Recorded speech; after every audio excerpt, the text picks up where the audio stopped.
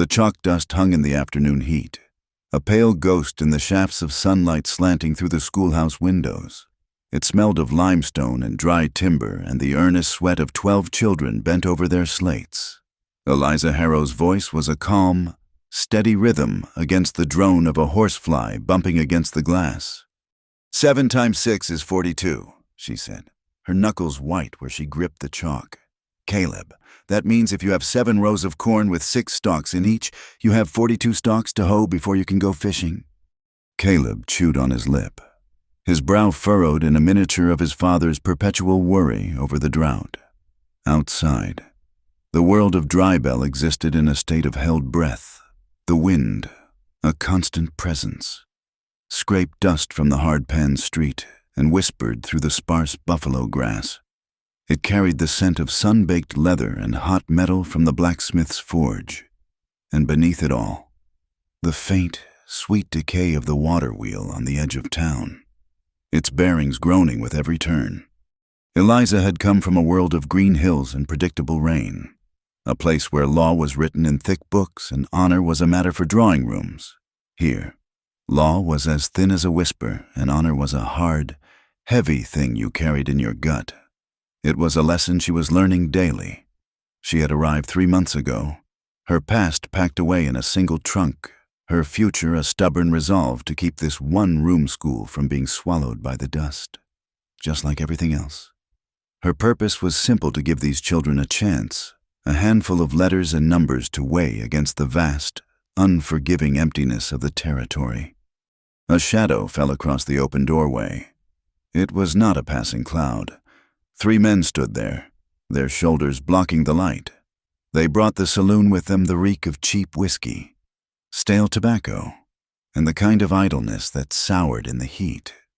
The children felt the change first. Slates were frozen mid-equation. Little Sarah Flynn's eyes widened. "Afternoon. Teacher," the man in the lead said. His name was Jed, a drifter who did odd jobs for Barton Hale. A smirk pulled at his unshaven face. "Class is over. We figured it was time for some fun." Eliza placed the chalk neatly in the tin box on her desk. She wore gloves, even in the heat, the fine leather worn to a soft suede at the fingertips. They were a piece of her old life she could not discard, a thin barrier against the roughness of this new one. "Class is dismissed at 4 o'clock, she said, her voice even. "You are welcome to return then." "We ain't here for lessons," another man snickered, leaning against the doorframe. "Hale says this building's got better uses than ABC's. "For now," Eliza said, her gaze steady. "It is a school. These children are learning. Please leave." Jed took a step inside. The floorboards creaked under his weight. He was enjoying the fear scenting the air, the way the children seemed to shrink into their benches. He was enjoying her defiance. It was a novelty. "A pretty little thing like you, all the way from the east," he drawled, his eyes roaming over her high-collared dress. "Too proud for a drink with the boys at the saloon? They say, maybe you just need some persuading." Eliza did not move. Her heart hammered against her ribs. A frantic bird in a cage. She had known loneliness and heartbreak, the quiet shame of a broken engagement when her fiancé decided her mind was too sharp for his comfort. But this was a different fear. This was raw and unpredictable. She stood taller, making herself the sole focus, a shield between the men and the children.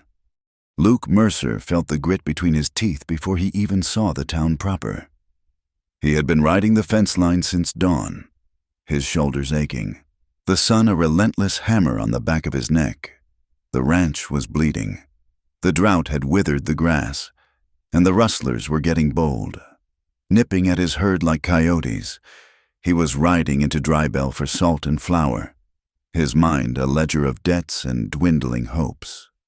He was 33, but some days he felt as old as the parched earth he worked. He rode past the water wheel, its rhythmic complaint a familiar sound of struggle. The Mercer Ranch had been his father's, and his father's before that. It was his to save or his to lose.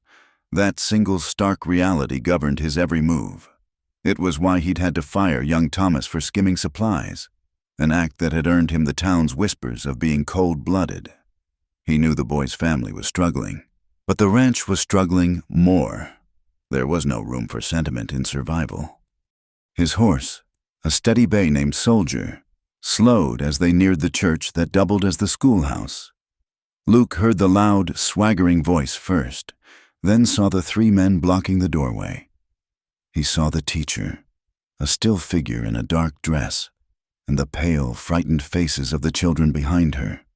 His first instinct, sharp and insistent, was to ride on. He had his own fires to fight. This was not his concern. The town had a deputy for this sort of thing. But then he saw Caleb, the son of his best ranch hand, trying to look brave while huddling behind his small desk. Luke saw the raw fear in the boy's eyes, and something in his chest tightened. He remembered being that age, seeing things a boy should not see, the things that left scars deeper than any blade. He pulled gently on the reins, and Soldier stopped. With a sigh that was more weariness than anger, he swung down from the saddle. His boots made little sound in the thick dust. He did not walk with a gunslinger's swagger, but with the rolling gait of a man who spent more time on a horse than on his own 2 feet. He was not a large man, but broad in the shoulder. His shirt faded to a lighter blue where the sun had beaten down on it for years. A pale scar cut a line across the back of his right hand, a souvenir from his time in the cavalry. He stopped a few feet from the porch. He did not raise his voice. He did not have to. "Jed." The man inside turned, his smirk faltering when he saw Luke. The other two straightened up. They knew Luke Mercer. They knew the rancher who kept to himself, whose words were as sparse as the rain, but whose actions were final. "Mercer," Jed said, trying to recover his bluster. "Just having a friendly word with the schoolteacher." "Looks to me like the conversation is over," Luke said. His eyes were the color of a faded summer sky, and they held no warmth. He glanced past Jed to Eliza. "Ma'am, you want these men here?" "I have asked them to leave," Eliza said, her voice betraying the slightest tremble. Luke's gaze returned to Jed. He did not move. He simply waited. The silence stretched, thick with heat and unspoken threats. Jed looked from Luke's calm face to his partners, who were suddenly finding the toes of their boots very interesting. The fun had gone out of it.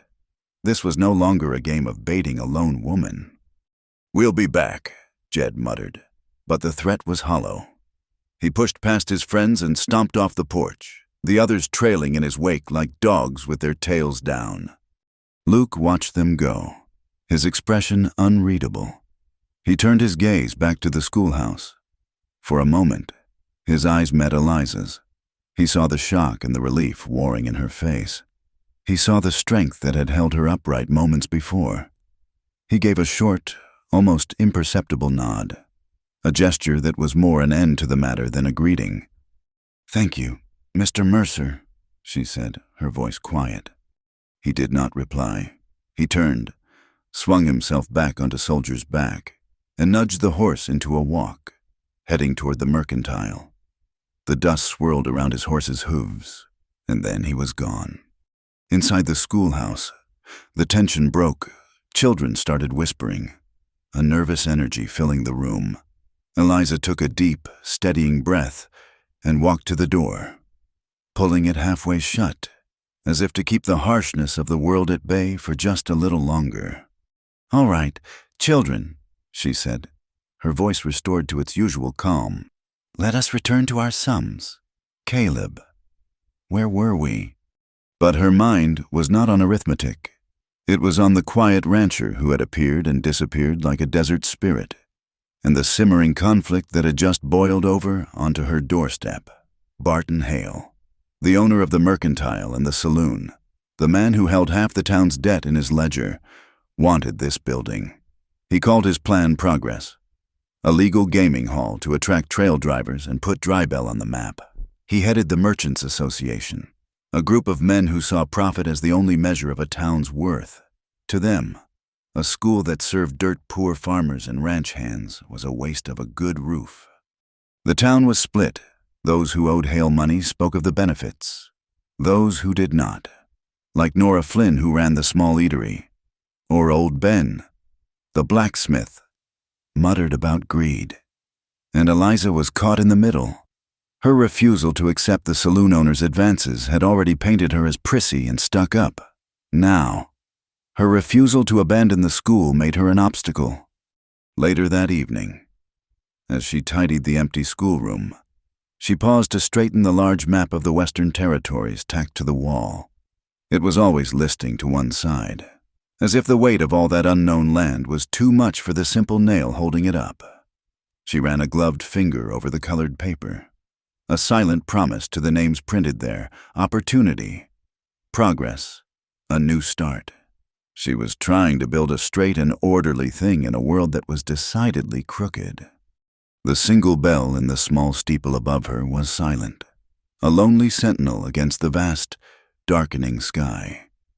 It was a symbol of her hope, a call to order in the chaos. But she wondered, as the first coyote called from the hills, if anyone was truly listening.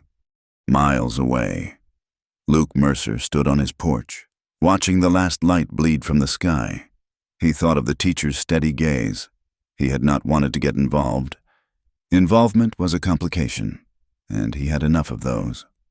But there was something in the way she stood her ground, a quiet dignity that reminded him of, he wasn't sure what, something he thought had been lost. He was a man of routines, of fences and cattle and the turning of the seasons. He was not a man for town politics or damsels in distress. His only goal was to see the Mercer name survive another year, but as he looked out over his parched land, he had a feeling the dust settling over Drybell was about to be stirred up again, and that, this time, he would not be able to simply ride on by. The quiet schoolteacher and the loud ambitions of Barton Hale were on a collision course, and the whole town was standing in the middle of the road. 2 days after the incident in the schoolyard, Barton Hale paid Eliza a visit. He did not come reeking of whiskey and flanked by rough men. He came in the late afternoon, dressed in a tailored vest and a clean shirt, smelling of bay rum and money. He walked into the schoolhouse as if he owned it, his polished boots making decisive sounds on the worn floorboards. The last of the children had just left, and Eliza was wiping the slates clean. Hale smiled, a practiced expression that did not reach his shrewd, assessing eyes. "Miss Harrow, a word, if I may." "Mr. Hale," she acknowledged, her voice polite but cool. She did not stop her work. "I was distressed to hear of the trouble you had the other day," he began, his tone dripping with false concern. "This is a rough town, a woman alone, a project of this nature. It needs a protector, a benefactor." He placed a folded document on her desk. Next to her tin of chalk, "I have always been a great supporter of civic improvement. I have drawn up a small agreement, a sponsorship. You could call it, the Merchants Association will provide for all the school's needs. Books, repairs, even a small stipend for yourself." Eliza looked at the paper, then back at him. She knew nothing from Barton Hale came without a price. And in return, "A simple formality," he said with a wave of his hand. "A receipt, acknowledging the building's new designation, to satisfy my partners. You understand? We will register it as the Drybell Evening Club. The children can, of course, continue to use it during the day. We have no intention of disrupting their lessons." She picked up the document. The language was dense with legal terms, but the meaning was clear. It was a transfer of control, wrapped in the guise of charity. By signing, she would be willingly turning the school into his future gambling hall. She would be an employee, a pawn in his game. She folded the paper neatly and held it out to him. "Thank you for the generous offer, Mr. Hale, but I must decline." His smile tightened. "I think you misunderstand, Miss Harrow. This is not so much an offer as it is the future, A wise woman knows which way the wind is blowing. "The only wind I concern myself with," she said, her gaze unwavering, "is the one that dries the ink on my students' papers. Good day." For a long moment, he simply stared at her. The mask of civility slipped, revealing the cold ambition beneath. He snatched the paper from her hand. "You will regret this," he said, his voice low and hard. He turned and left, the slam of the door punctuating his threat. Eliza stood in the sudden silence, her hand resting on the cool slate, and felt a chill that had nothing to do with the evening air. The next morning, she found the door hanging from a single hinge, splintered and broken. The inside of the schoolhouse was a scene of calculated cruelty. Benches were overturned. Slates were smashed on the floor. Her small collection of McGuffey's readers and spelling books had been torn from the shelf and thrown into a muddy puddle near the water pump, their pages warped and stained, and scrawled across the blackboard in crude, angry letters was a message that made her cheeks burn with shame and fury.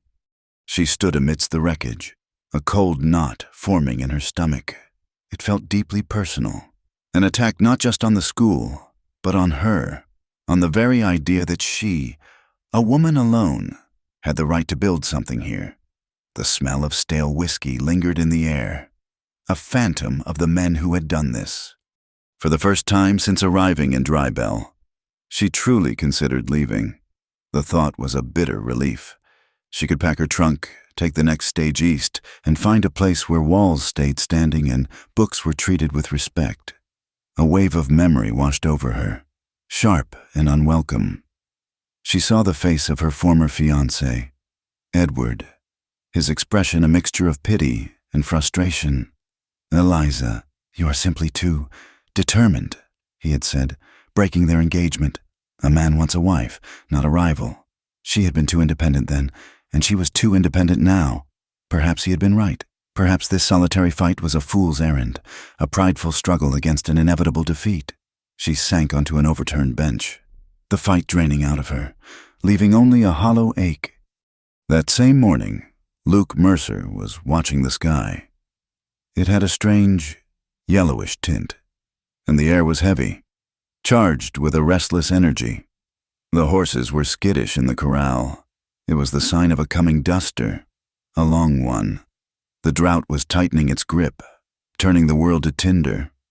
His cousin, Samuel, found him by the stables. The boy was 17, all lanky limbs and youthful uncertainty, and he had been working for Hale at the Mercantile for the past 6 months. This morning, his face was pale, his eyes shadowed with guilt. "Luke," he began, twisting the brim of his hat in his hands. I have to tell you something." Luke waited, his expression patient. He had seen this look on young troopers who had made a mistake. Samuel's confession came out in a rush. He told Luke about the night before. Hale had given him and Jed and the others whiskey. He had talked them into teaching the schoolteacher a lesson. Samuel swore he had not broken anything, that he had just held the lantern. But he had been there. He had watched. The shame was eating him alive. "He said it was just a joke," Samuel whispered, his voice cracking. "I didn't know they were going to do all that." Luke listened without interruption, his jaw tight. He felt a slow, cold anger build inside him.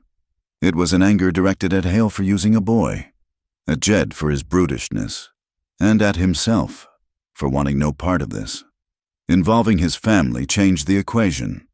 This was no longer just town business. Hale had crossed a line, pulling Luke's own blood into his dirty work. He knew what he should do.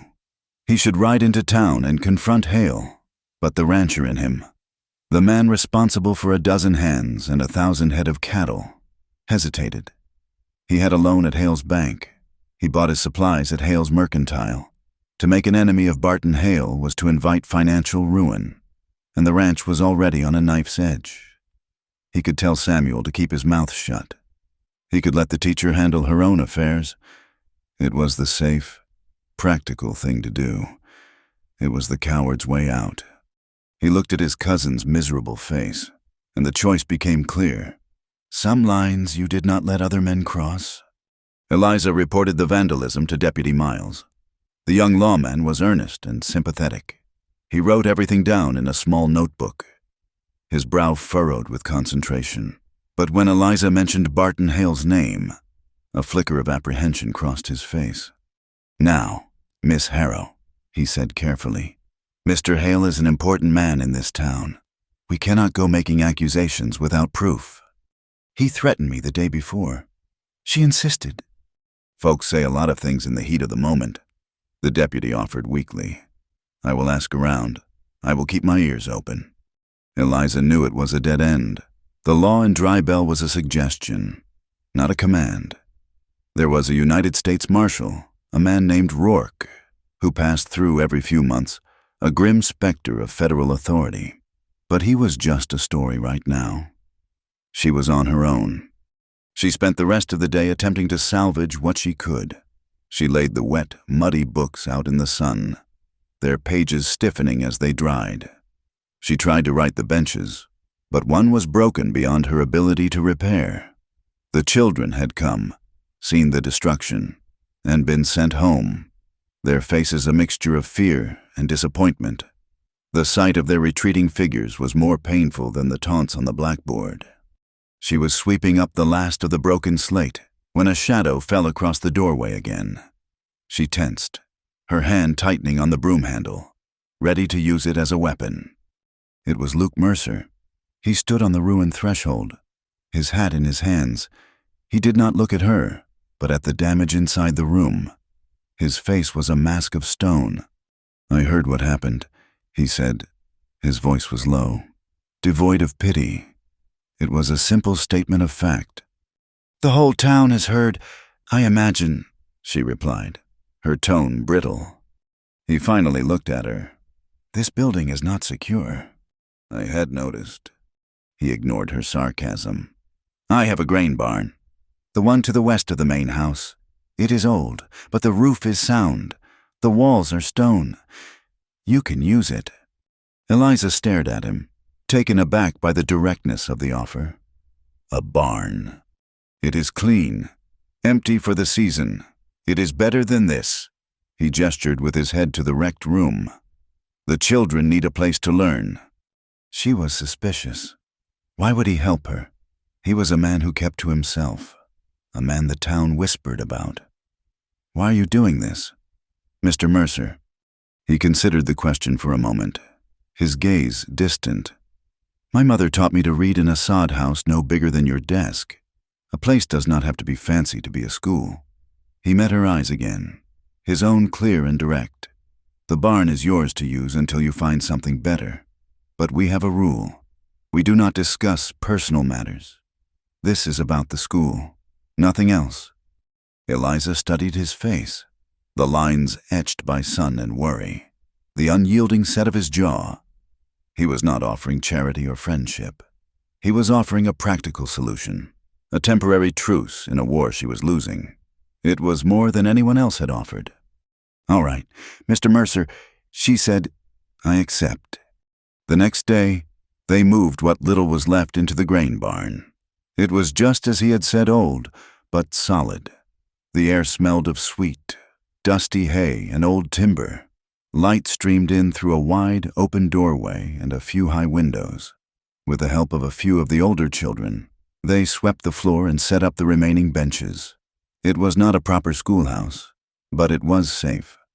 Luke worked with a silent, relentless efficiency, his movements economical. He repaired the broken bench with a few nails and a spare piece of wood, his scarred hands surprisingly deft. Eliza watched him as he tested the strength of a high roof beam. His brow creased in concentration. She found herself smiling faintly. "The way you are frowning." "Mr. Mercer," she teased, her voice light, "the children will think the arithmetic is too difficult for anyone to solve." He glanced down at her, his expression unchanged. "I am just calculating whether the wind or people will damage the roof first." The remark was so dry, so unexpected, that she laughed. It was a small, rusty sound, but it felt good. He did not smile, but she thought she saw a flicker of something in his eyes before he turned back to his work. Later, as the sun began to set, casting long shadows across the valley, they stood together in the doorway of their makeshift school. The air was still, the strange yellow light deepening to a bruised orange. In the distance, a low, dark cloud was gathering on the horizon, a smudge of dirt against the sky. The coming storm. "He will not stop," Eliza said softly, thinking of Hale. Luke's gaze was fixed on that cloud. "He is not the one in charge," he said, his voice quiet but certain. "The real power here is the rain, or the lack of it." Eliza looked from the ominous sky to the stoic man beside her. He understood this land, its harsh truths and its unforgiving nature. For the first time, she felt she was not entirely alone in her fight.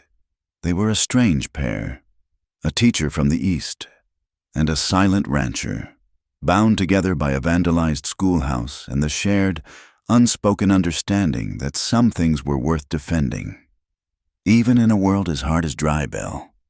The grain barn became a hive of determined activity. The children, energized by the change of scenery and a sense of righteous purpose, worked with a surprising focus. The older boys helped Luke Mercer carry in lengths of scrap lumber from his woodpile, while the younger girls scrubbed the floor with burlap sacks until the stone was smooth and clean. There was a spirit in that barn, a stubborn refusal to be broken that smelled sweeter than the lingering scent of hay. Eliza, seeing their renewed enthusiasm, declared the first Friday in their new home to be a grand reading day. She had them carry the benches out onto the wide, shaded porch that ran along the front of the barn. There, with the vast, sun-bleached landscape as their backdrop, the children took turns reading aloud from the salvaged, mud-stained books, their voices, some timid and faltering, others loud and proud, rose into the dry air. It was an act of defiance, a declaration that words could be washed clean and spoken aloud, even in the face of ugliness. Luke, mending a harness nearby, found himself pausing his work to listen. He did not understand the appeal of the flowery stories, but he understood the sound of the children's voices. It was a sound of life, as essential as the lowing of his cattle or the creak of his saddle. The sound, however, did not please everyone. Barton Hale shifted his tactics from overt violence to a more insidious form of attack. He began offering vouchers at his mercantile, good for a sack of flour or a side of bacon, to any family who pulled their children from what he mockingly called the Hayseed Academy. For families teetering on the edge of ruin, the offer was a powerful temptation. One by one, 3 students stopped coming. The whispers followed. They were carried on the wind from the saloon to the general store, spreading like burrs on a blanket. Nora Flynn, the proprietor of the town's only eatery, told Eliza about them over a cup of chicory coffee. Nora was a widow in her 40s, with kind eyes and hands that were never still. She had buried a husband and 2 children and had a spine made of iron. "They are saying things. Eliza," Nora said, wiping down the clean countertop. "Hale is putting the word out that you are living on the Mercer Ranch, that you are indebted to Mr. Mercer." The meaning was clear and ugly. Eliza felt the familiar heat rise in her cheeks. It was the same sort of rumor that had plagued any woman who dared to live on her own terms. "I am a teacher," she said, her voice tight. "He is a rancher who was kind enough to offer his barn. That is all." "I know that, and you know that," Nora said gently. "But in a town this dry, gossip is the only thing that grows easy." The fragile alliance between Eliza and Luke was tested not by whispers, but by the harsh realities of the land. A section of fence on Luke's northern pasture gave way during the night, and 24 of his cattle, hungry and thirsty, wandered into a neighboring farmer's cornfield. The farmer, a man named Peterson, whose nerves were frayed by the drought, rode to the Mercer Ranch before dawn, his face a thundercloud of fury. Luke had to act immediately. The cattle were his livelihood, and paying for the damaged corn would be a blow he could barely afford. He pulled every available hand, including himself, to round up the strays and repair the fence. The work was hot, dusty, and lasted for 2 days. During that time, Eliza was struggling in the barn. With the loss of 3 students, she now had an excess of children for the number of benches. They were crowded, restless, and the smaller ones had to sit on blankets on the floor. She had asked Luke the morning of the crisis if he could spare a moment to help her build one more long bench from the remaining lumber. He had barely looked at her, his mind already on the stray cattle. "I cannot," he said, his voice clipped and distracted as he slung his saddle over Soldier. "The fence is down. The ranch comes first."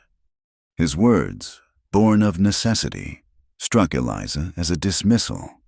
She saw his immediate, all-consuming focus on his own troubles as proof of his disdain for hers. Her small world of letters and learning felt insignificant next to his vast acres of land and herds of cattle. A cold resentment settled in her heart. When he finally returned to the main yard 2 evenings later, exhausted and covered in a thick layer of grime, she was waiting for him. The children were sitting on the floor for 2 days, she said, without preamble. Her arms were crossed, her posture rigid. He looked at her, his eyes weary. "I lost 12 stalks of corn for every child you have. Miss Harrow, I had to pay Peterson for the damage. That is 2 months of your salary, if you had one." "So, it always comes down to money and property," she shot back, her voice sharp with a frustration that went deeper than a single bench. "You look at this school and you see a nuisance, a distraction from what is important." "I see a room full of children who need to eat," he retorted, his own patience worn thin. "I see a drought that is killing my herd. I see a world where a broken fence can ruin a man. You see a world of books and ideas." He took a step closer, his shadow long in the setting sun. "Your words are fine things, Miss Harrow, but words do not stop the wind. They do not make the rain fall. They do not mend a fence." "No," she said, her voice trembling with quiet intensity. "They do something more. They build a fence inside a person's mind, a fence of reason and principle and justice. They teach a child the difference between right and wrong, so they do not grow up to be men like Barton Hale. That is a fence that can withstand any storm." They stood in silence, the chasm between their worlds wide and deep. He saw the world as it was. She saw it as it could be. He turned without another word and walked toward the house. His shoulders slumped with a weariness that was more than physical. Later that night, unable to sleep, Eliza lit a lantern and sat on the porch of the barn. She was cleaning the last of the books, gently wiping the dried mud from the cover of a McGuffey's reader. The book fell open to a page she had marked, a story about the virtue of perseverance. She read the simple, earnest prose, and her own resolve hardened once more. A noise made her look up. Luke was standing at the edge of the porch, a dark silhouette against the starry sky. He had washed, and his hair was still damp. He watched her for a moment, then walked over and sat on the top step, leaving a respectable distance between them. He gestured toward the book. "Which one is that?" "McGuffey's Third." She said, "A story about a spider who keeps rebuilding its web."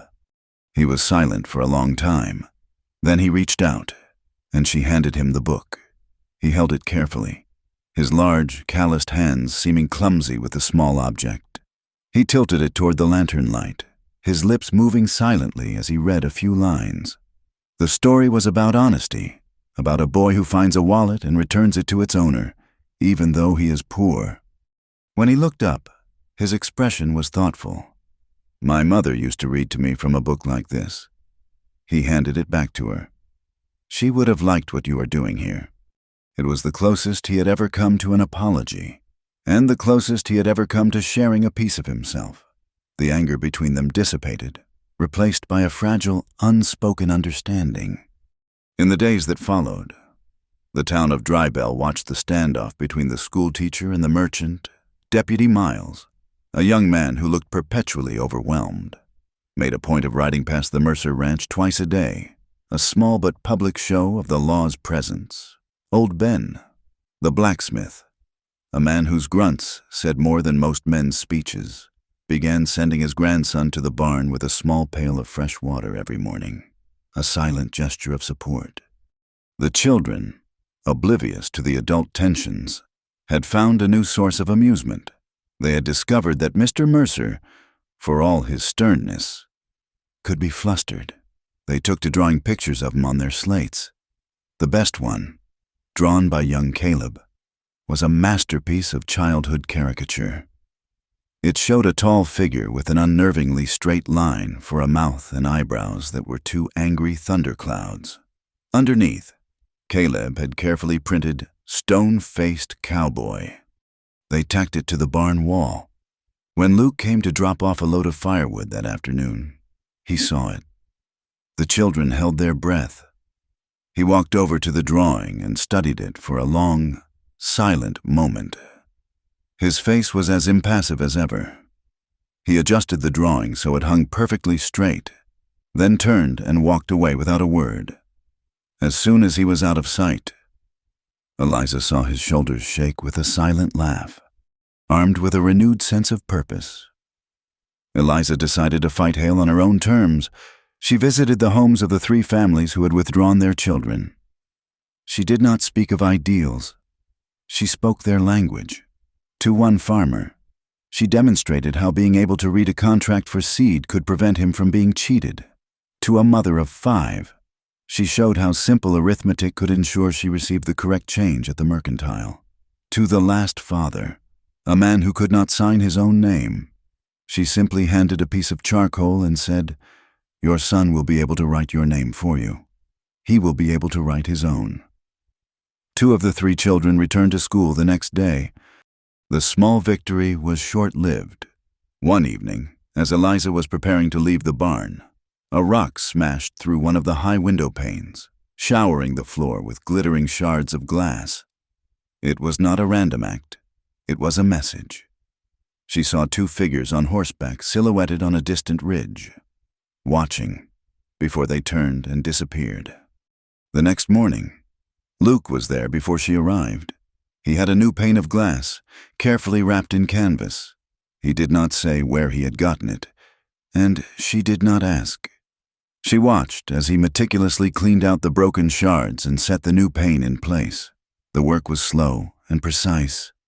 When he was finished, the morning sun streamed through the clear glass, illuminating the dust motes dancing in the air. He stood on the outside of the window, she on the inside. For a long moment, they simply looked at each other through the new glass. It was a fragile barrier, a clear and yet distinct separation between their 2 worlds. They were 2 shores of the same river, each defined by their own landscape, yet both shaped and altered by the same steady, relentless current. And in that silent gaze, a new understanding passed between them. They were in this together, for better or worse, until the storm broke. The wind changed first. It stopped being a predictable current of hot air and became a restless, searching thing, coming in fits and starts from all directions at once. The sky, which had been a relentless, pale blue for weeks, took on a sickly yellow cast, and the sun became a hazy, white disk. A strange silence fell over the land, the kind of quiet where even the insects seemed to be holding their breath. In town, people sniffed the air and looked to the southwest, their faces etched with a familiar anxiety. The old-timers knew the signs. A duster was coming, not just a passing squall of dirt, but a great rolling wall of it that could last for days. Preparations began with a grim, practiced efficiency.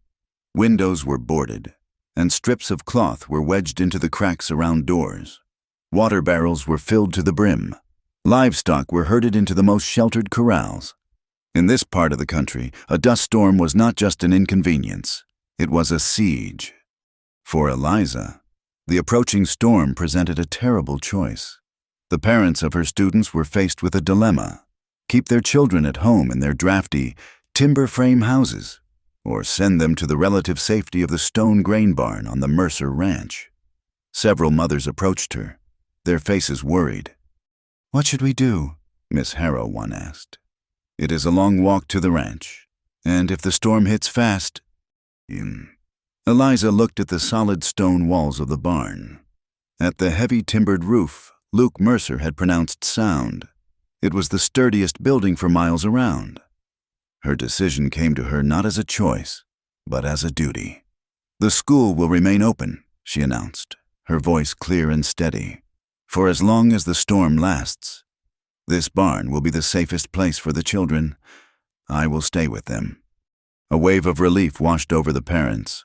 It was a risk, but it was a calculated one. That afternoon, a small caravan of children made its way to the ranch, each carrying a blanket and a small bundle of food. Luke watched them arrive from the main house.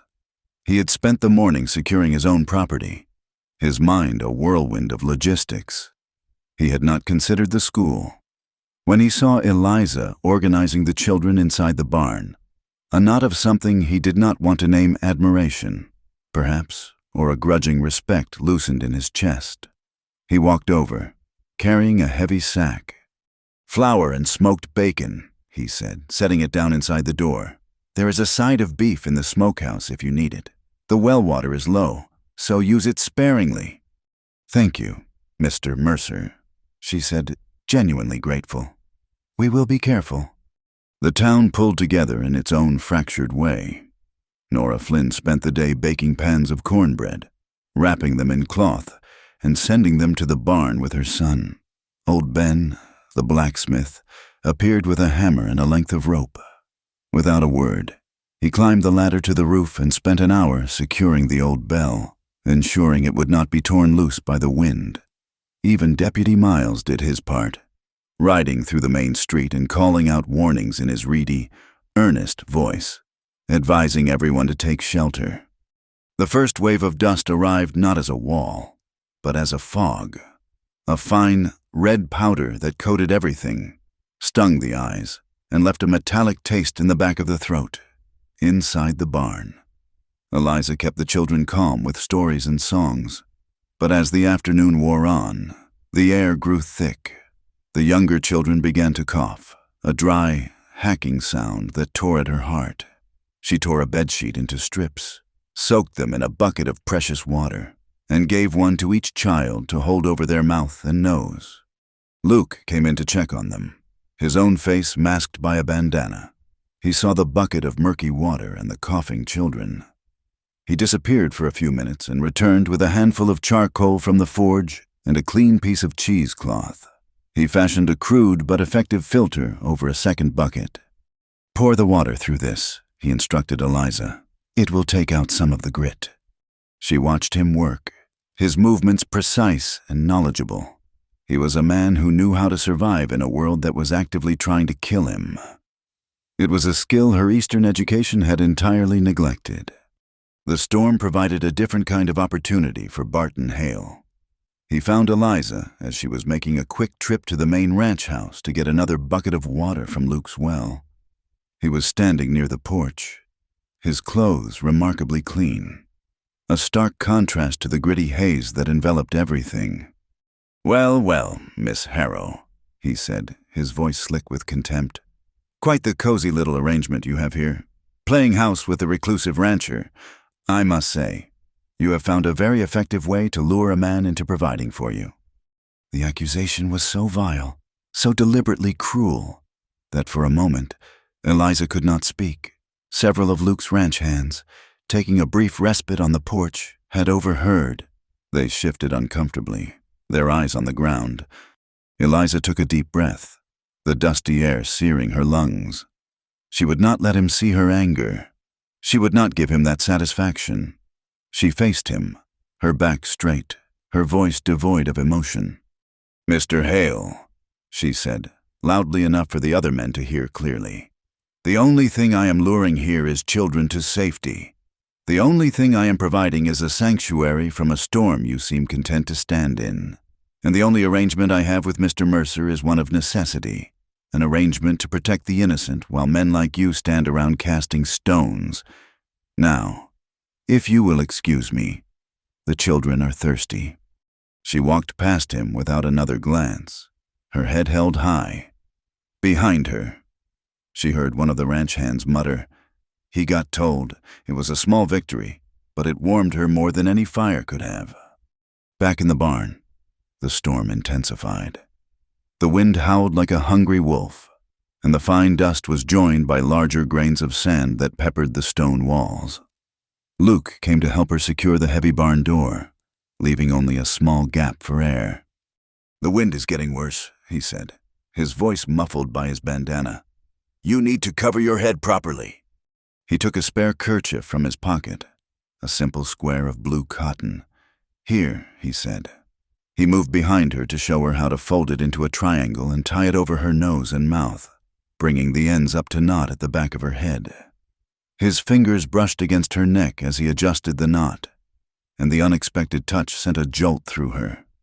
It was a simple, practical gesture, but it felt intensely intimate in the dim, swirling light of the barn. She froze, her breath catching in her throat.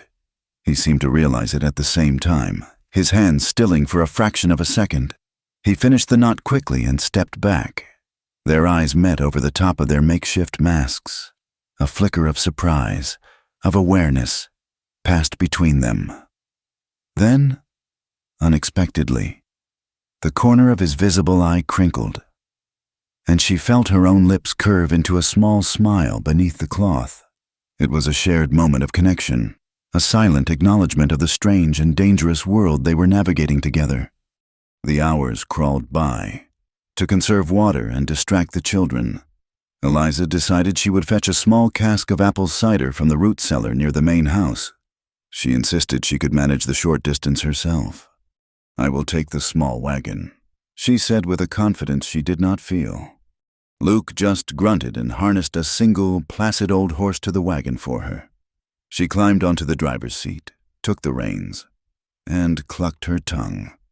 The horse, sensing her inexperience, took one step and then stopped, resolutely refusing to move. She flicked the reins. The horse swished its tail. She tried again, a little harder, and the wagon lurched forward, nearly unseating her. Luke, who had been watching from the porch, walked over, his face impassive. He took the reins from her hands. "I have seen you make a comma straighter than you drive my team, Miss Harrow," he said, his voice completely deadpan. "Move over." She slid over, her cheeks burning, but she could not suppress a small laugh. The shared humor was a small island of warmth in the middle of the howling storm. As the day bled into a long, dark night, the reality of their situation became starker. The large water trough by the barn, which served both the school and the ranch hands, was alarmingly low. Eliza watched as Luke ladled out a single cup for each child, his movements measured and precise. Every drop was precious. Each scoop of water felt like a moral decision, a weighing of needs against a dwindling supply. The world had shrunk to the 4 stone walls of the barn, and survival was measured in sips and mouthfuls. Late that night, when the wind was at its fiercest, Luke stood by the small gap in the door, peering out into the maelstrom. The air was so thick with dust that the lantern light barely penetrated a few feet. But in a brief lull, he saw something, a flicker of movement on the ridge overlooking the ranch. It was not a stray cow or a coyote. It was a rider, sitting motionless on his horse, a dark shape against the churning, dusty sky. Then another joined him. They were watching the ranch.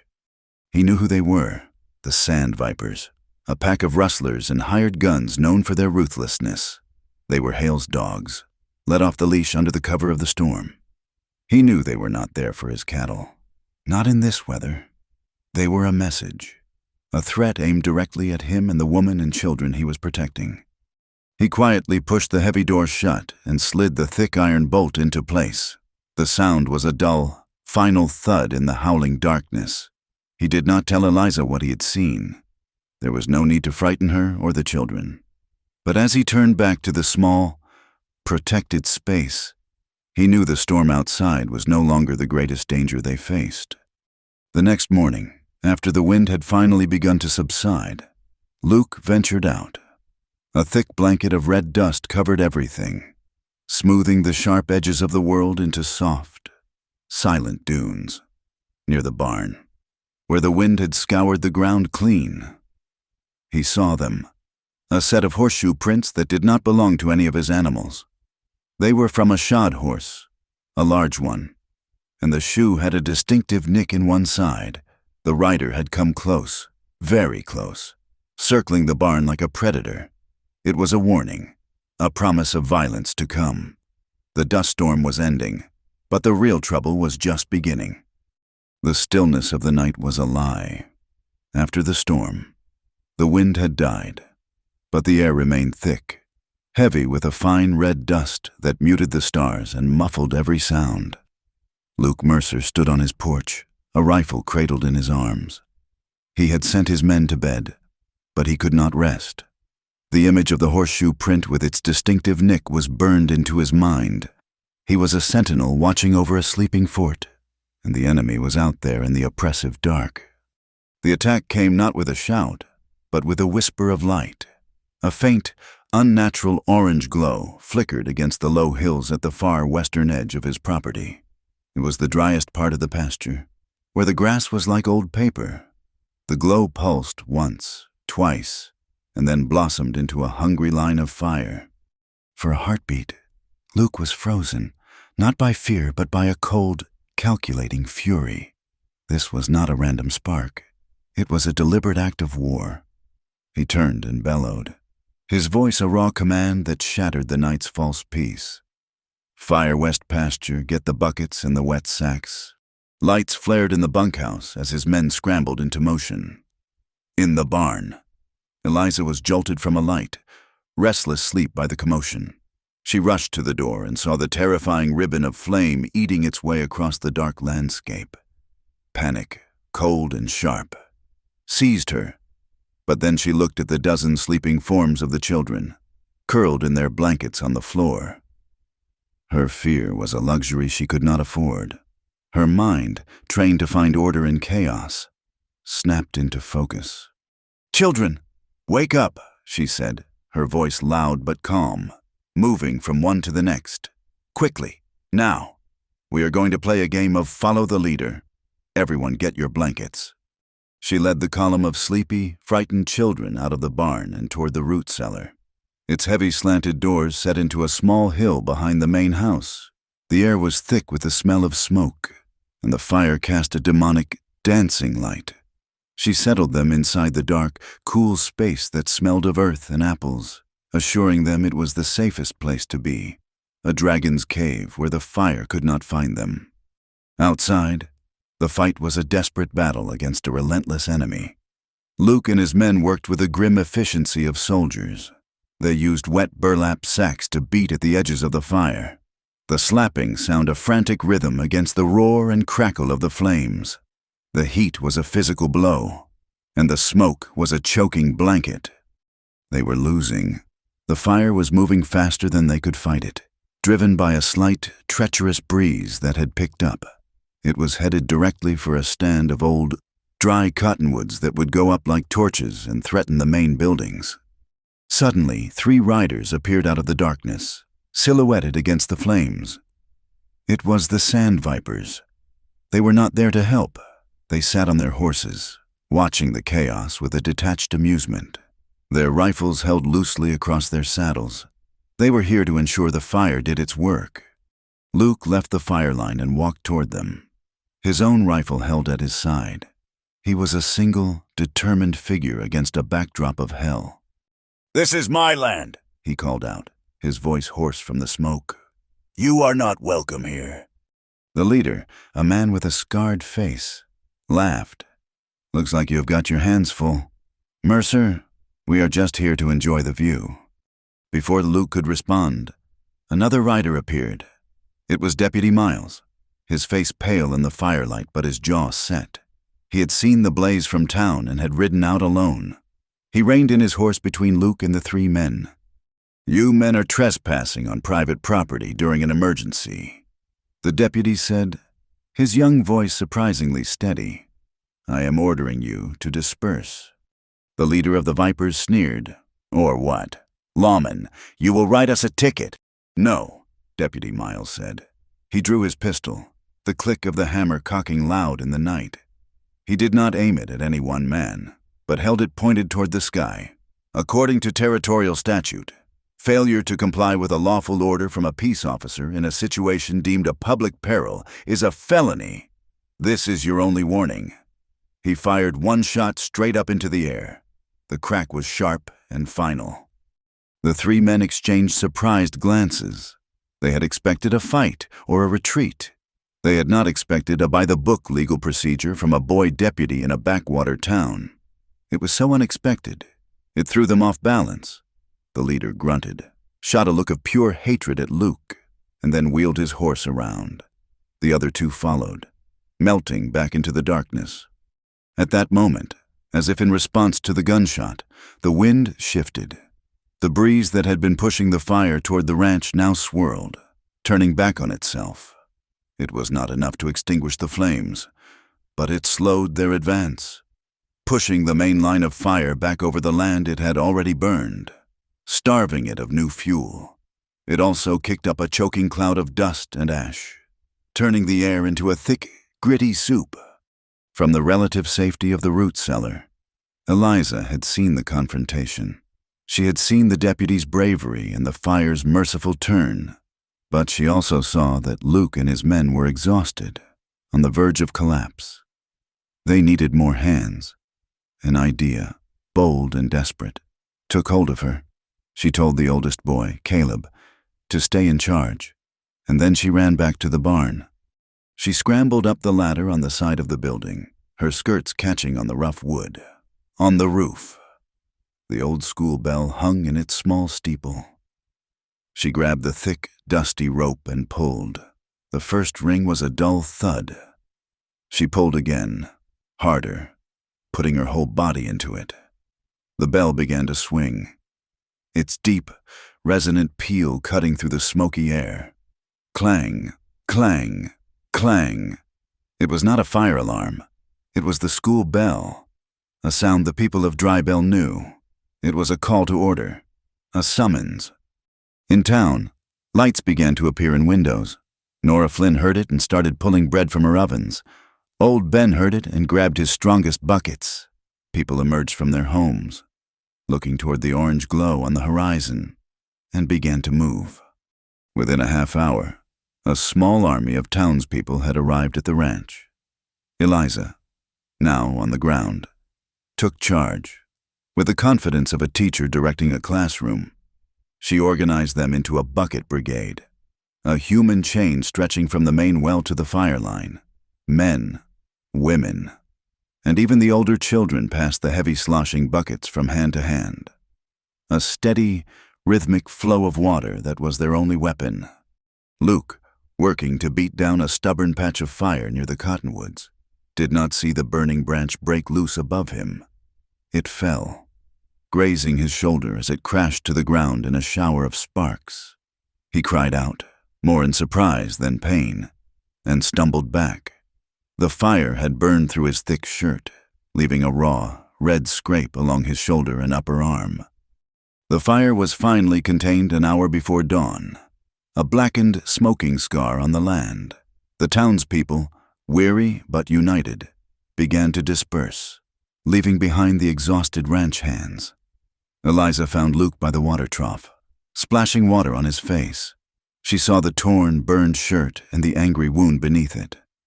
"You are hurt," she said. "It is nothing," he grunted, but he winced as he moved his arm. "Sit down," she ordered, her schoolteacher tone leaving no room for argument. She disappeared into the main house and returned with a clean cloth, a bowl of water, and a small bottle of carbolic acid. In the gray, pre-dawn light, she carefully cleaned the wound. He sat perfectly still, his muscles tense under her touch. The silence between them was thick with unspoken things. It was the quiet of a shared battle, of a trust forged in smoke and fear. She wrapped a clean bandage around his shoulder, her movements efficient and gentle. "Thank you," he said, his voice a low rumble. Before she could reply, a buggy rattled into the yard. Barton Hale sat in the driver's seat. looking fresh and rested. He surveyed the blackened field, the exhausted faces, and the damage. He did not offer condolences. He offered a deal. "A terrible night," he said, his voice smooth and oily. "It seems you have your hands full. Mercer, it is a shame when a man's property is threatened. A greater shame when a man invites trouble." His gaze shifted to Eliza. "Miss Harrow, this has gone on long enough. This school of yours is a danger to the whole community. Close it down. Send the children home. I will see to it that Mercer is compensated for his losses. And I will forget about this unfortunate incident." The exhausted townspeople who remained, including Nora and old Ben, looked from Hale to Luke and Eliza. They saw the truth of the situation. This was blackmail, plain and simple. For a moment, Luke considered it. He looked at his burned pasture, at the weary faces of his men. He thought of the debt he owed at Hale's bank. He remembered a night long ago, in a different uniform, when a wrong decision had cost two good men their lives. The weight of that responsibility had never left him. He could end this now. Cut his losses, send the teacher away, protect his men, protect his ranch. It was the sensible, logical thing to do. Eliza felt a wave of despair wash over her. She looked at the faces of the townspeople, their expressions a mixture of pity and resentment. She was an outsider. Her stubbornness had brought this fire, this violence, down on all of them. Perhaps Hale was right. Perhaps she should just leave, disappear back to the east where she belonged. To fail here, in front of everyone, was a humiliation she did not know if she could bear. But then Luke looked past Hale, toward the root cellar, where the children were just beginning to emerge, blinking in the morning light. He saw their small, smoke-smudged faces, their wide, trusting eyes, and in that moment, his decision was made. The ranch was just land and cattle, but the school, the children, that was the future. He stood up, his bandaged shoulder making him seem taller, not weaker. He looked directly at Hale. "The school stays," he said, his voice quiet but ringing with finality. "And you are no longer welcome on my property." Eliza heard his words, and something inside her that had been cowering in fear stood up straight and tall. She stepped forward, standing beside Luke. She faced the small crowd. "The Mercer Ranch is not for sale," she said, her own voice finding its strength. "And neither is the Dry Bell School. Class will be held today, as scheduled." It was a dual declaration, a promise made in the smoky dawn. Luke Mercer, the rancher, and Eliza Harrow, the schoolteacher, stood together, a united front against the darkness. Behind them, on the roof of the barn, the rising sun glinted off the brass of the old school bell, and in the minds of everyone who stood there, its defiant peal still echoed through the dusty air, a vow made of sound and iron and unbreakable will. The day after the fire, an unnerving calm settled over the Mercer Ranch. The sky was a strange, bruised purple, and the air was so still and thick it felt like breathing through wool. A fine layer of ash and red dust coated every surface, a gritty reminder of the night's battle. In town, Nora Flynn had taken ill, her lungs raw from the smoke she had inhaled while baking for the brigade. Eliza, feeling a deep sense of responsibility, rode into Dry Bell in the early afternoon with a small jar of horehound cough syrup and a loaf of bread. She was halfway back to the ranch when the world ended. It began not with a wind, but with a sudden, shocking drop in temperature and a darkening of the sky to the west. A low, menacing rumble, like a distant freight train, grew steadily louder.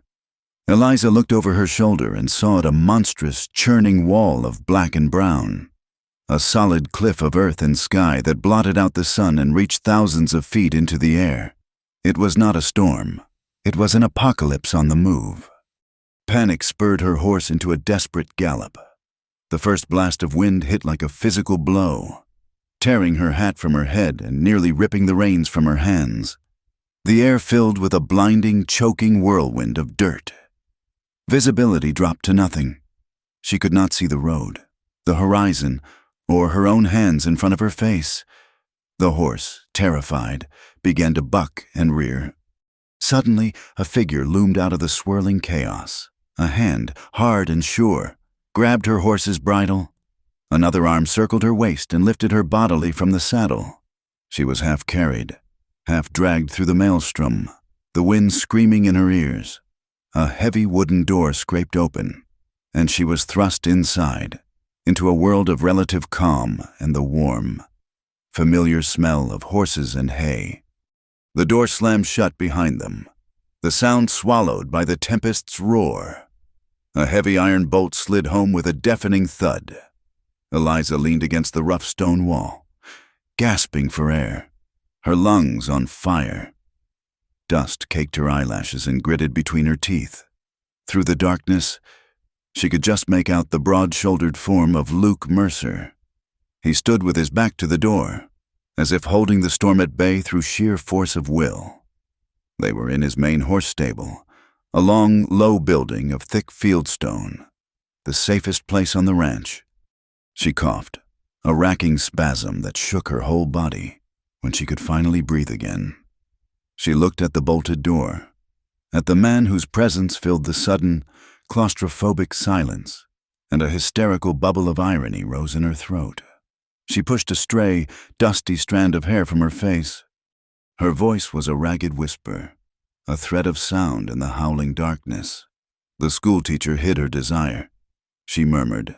The words meant more for herself than for him, a wry commentary on the sheer, relentless drama of her new life, until the rancher forced a night she'd never forget. Luke turned, his face a pale shadow in the gloom. He did not understand the literary flourish, only the raw exhaustion in her voice. He moved through the darkness with a familiar sureness, his boots scuffing on the straw-covered floor. He found a lantern, and a moment later, the scrape of a match filled the stable with a warm, flickering light. He looked at her then, truly saw her. She was covered in a film of red dust. Her dress was torn at the hem, and her eyes were wide with a fear she was trying desperately to control. He said nothing, but went to a small tack room at the far end of the stable and returned with a clean horse blanket and a canteen of water. "Rinse your mouth, but do not swallow," he said, his voice low and calm, a steadying anchor in the chaos. "Here." He draped the heavy wool blanket over her shoulders. It smelled faintly of leather and horse, a scent that was surprisingly comforting.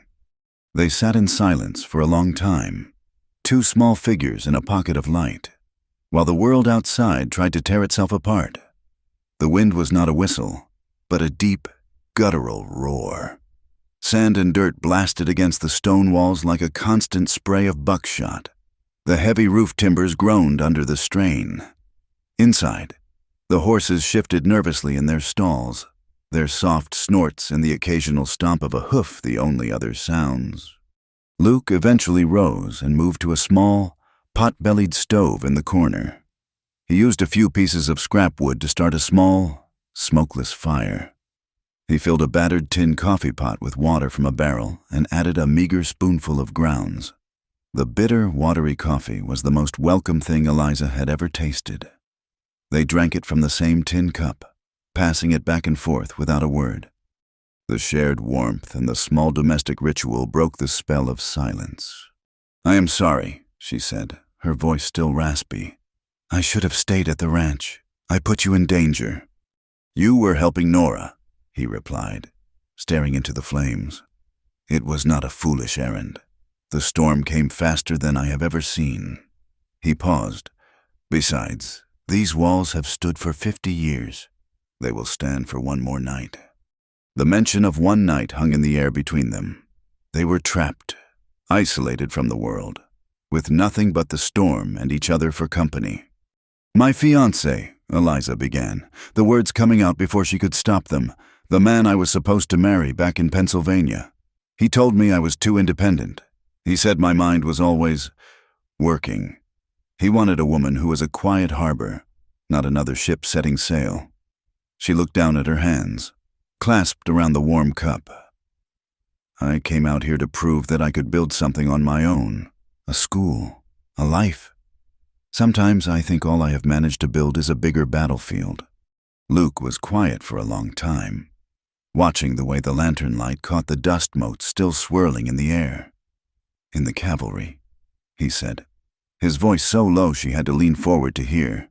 "I was a lieutenant, young, full of ideas, just like you. There was a raid.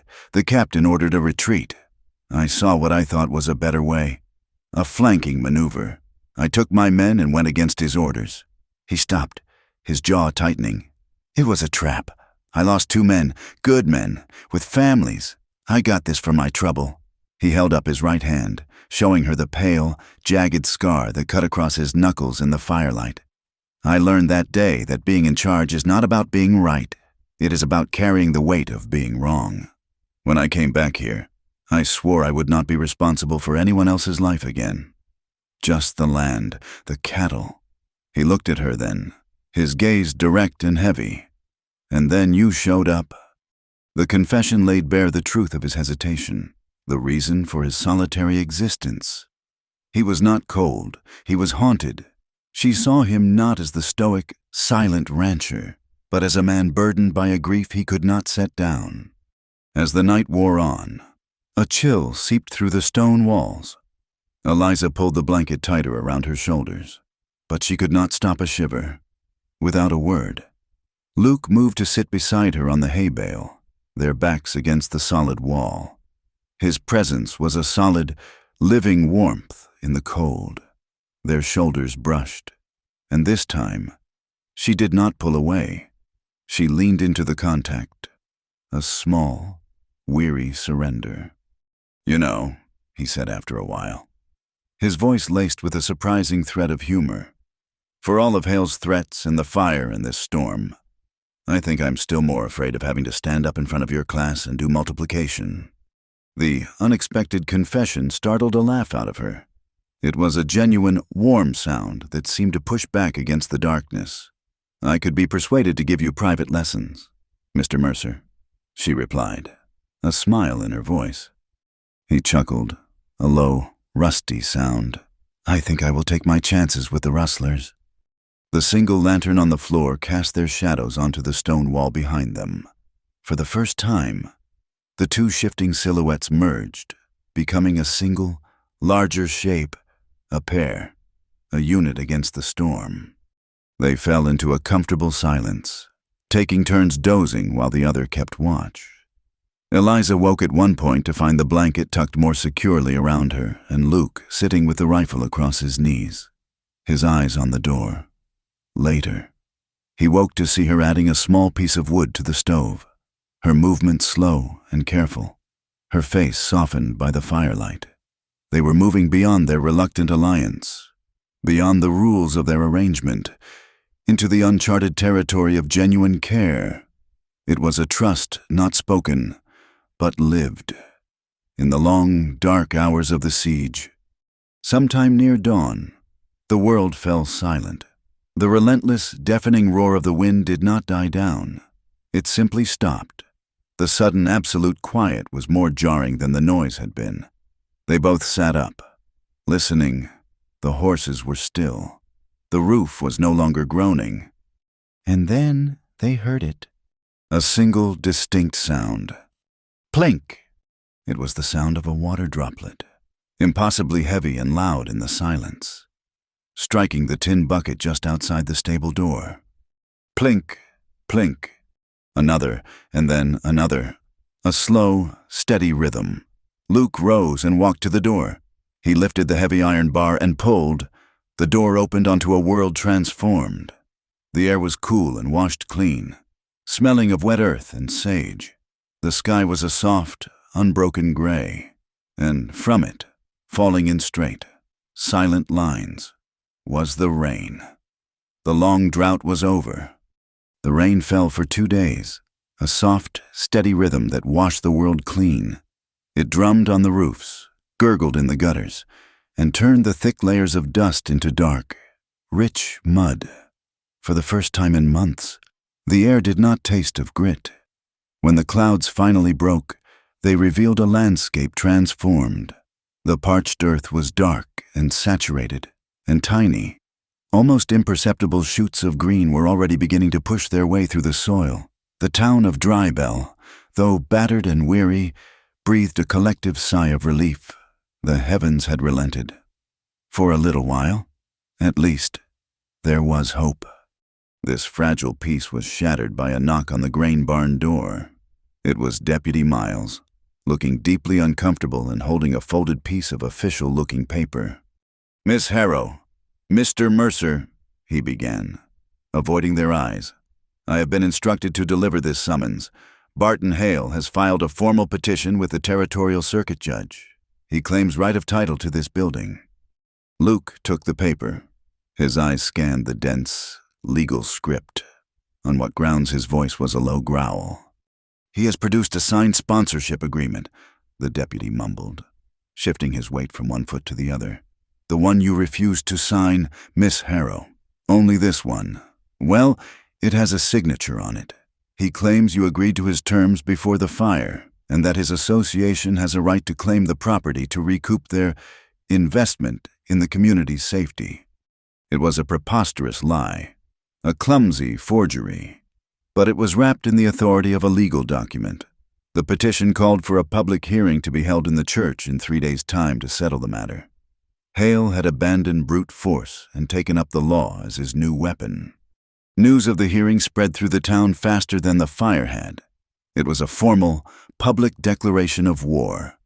But this time, something had shifted. The shared ordeal of the fire and the storm had forged new bonds. When Eliza walked into town to buy supplies, she was not met with suspicious glances, but with nods of encouragement. Nora Flynn, her voice still weak but her eyes fierce, pressed a warm pie into her hands. "You tell them the truth." "You hear," Nora said. "I will be there. I will tell them what I saw." Old Ben, the blacksmith, stopped Luke on the street. "That Hale," he grunted, wiping his hands on his leather apron. "He buys cheap iron and sells it as good steel. Always has. I will be there." The most powerful testimony came from the children. They brought Eliza a crumpled piece of paper, a ledger page they had found near Hale's mercantile after the fire. It had blown loose from a trash fire.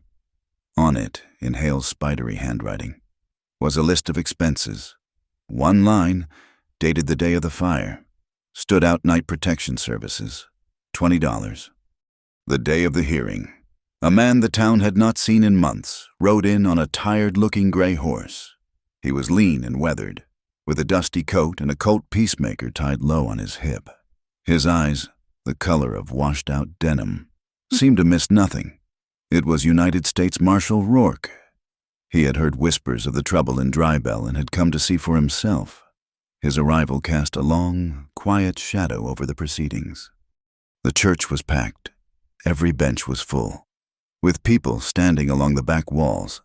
It was not a courtroom, but the atmosphere was just as tense. Barton Hale sat at a table at the front, looking smug and confident, his forged document laid out before him. Eliza and Luke sat at a parallel table, a small island of quiet resolve. Marshal Rourke convened the hearing, not as a judge, but as an officer of the federal court, present to ensure that territorial law was properly observed. Hale spoke first. He was eloquent, painting himself as a concerned civic leader, a philanthropist who had been trying to bring order and prosperity to Drybell.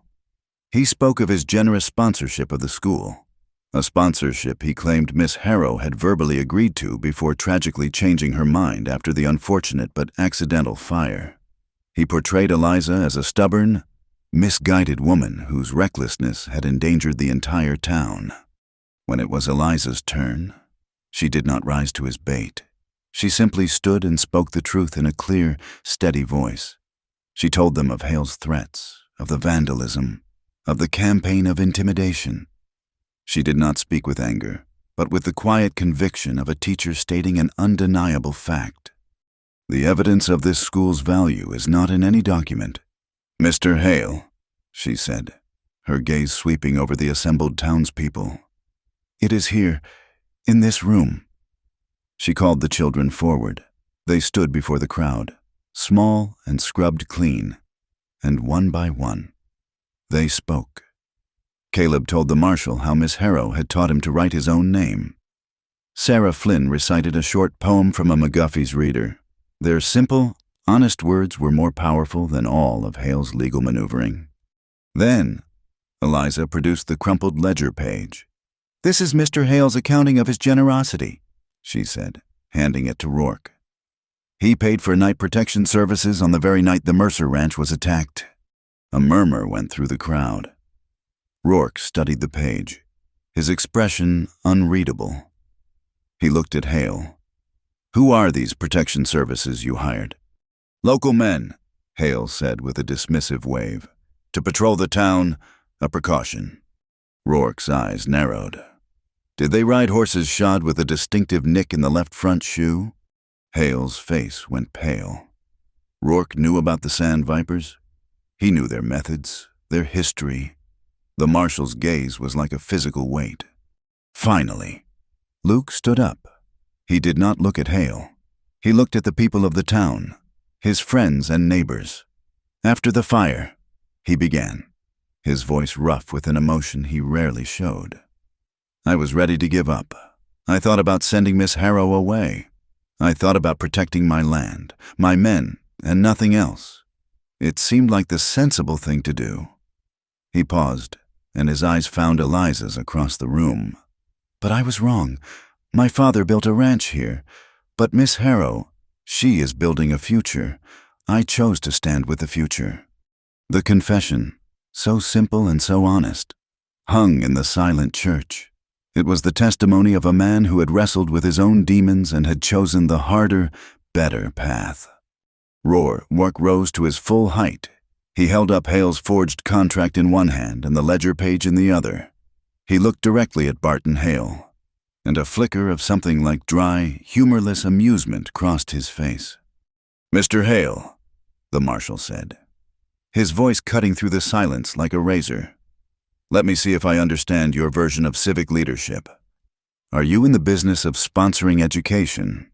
Or are you in the business of sponsoring fire starters?" A ripple of laughter, sharp and cathartic, went through the room. The tension broke. Hale's entire case, built on a foundation of lies and intimidation, had crumbled to dust. Rourke's judgment was swift. He tore the forged contract in half and dropped the pieces on the table. "This document is fraudulent. The petition is dismissed." He then levied a heavy fine against Hale for filing a false claim and for consorting with known criminals. Finally, he took a blank piece of paper and, in a bold, clear hand, he wrote out a simple decree. It declared the school at the Mercer Ranch a protected community institution under the authority of the United States territorial government. As he finished, he looked around the church, his eyes settling on the thick bell rope that hung near the door. He walked over to it. Instead of a gavel, he pulled the rope 3 times. The deep, resonant toll of the school bell. The bell old Ben had secured. The bell Eliza had rung to summon them all, echoed through the church. It was not a call to class. It was a declaration of justice, a verdict rendered in sound and brass for the entire valley to hear. In the ringing silence that followed, Luke and Eliza looked at each other, the last of his guilt over the men he had lost, and the last of her fear of failing alone, finally fell away. They had been tested by fire and storm and lies, and they had chosen to stand. And in that shared choice, they had found their place. They had stood on the right ground. Barton Hale rose from his chair, his face a mask of cold, controlled fury. He did not say a word. He pushed his way through the crowd and strode out of the church, a man defeated but not broken. His parting look was a silent promise of future trouble, a lingering shadow on a day of victory. But, for now, the sun was shining, the grass was growing, and the school bell had rung for justice. The weeks that followed the hearing were a time of quiet reconstruction, both of the land and of the lives upon it. The grain barn, once a dusty and makeshift refuge, was transformed. With lumber donated by grateful farmers and labor provided by Luke's own men, it became a proper schoolhouse. The benches, now sanded and sturdy, were arranged in neat, straight rows. The floor was swept clean each morning, and the new window pane, the one Luke had installed, let in a clear, hopeful light. On the front wall, Eliza tacked the large map of the Western Territories. She used a spirit level to ensure it hung perfectly straight. The world, which had felt so tilted and precarious, was finally setting itself right. Life on the ranch settled into a new rhythm, dictated by the turning of the seasons and the needs of the herd. The rain had brought not just grass, but life. It was the calving season, and the pastures were filled with the sight of newborn calves, all legs and wide, curious eyes, sticking close to their mothers. The work was demanding, from sunup to sundown, but it was the work of creation, not of defense, and the mood among the ranch hands was lighter than it had been in years. Eliza found herself drawn into this rhythm.